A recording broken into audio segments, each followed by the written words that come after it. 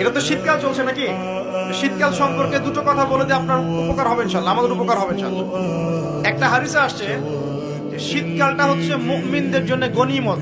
মুমিনদের জন্য কি গনিমত? মানে হচ্ছে একটা সম্পদ, যে সম্পদটা যুদ্ধ করে লব্ধ করতে হয়, কিন্তু এখানে কোনো যুদ্ধের প্রয়োজনই হচ্ছে না। গনিমত, উপহার, গিফট। কিরকম? শীতকালে রাতটা হয় লম্বা, রাত্রি হয় লম্বা, হয় না? এতে করে সারা রাত আপনি অনেক ইবাদত করতে পারবেন। আর দিনটা হয় ছোট, দিনটা ছোট হয় না? এতে করে আপনি দিনের বেলা সওম বা রোজা রাখতে পারবেন। শীতকাল আসলেই সাহাবীরা বলতেন আহলান সাহলান, শীতকালকে বলতেন আহলান সাহলান, শীতকাল তুমি এসেছো আলহামদুলিল্লাহ।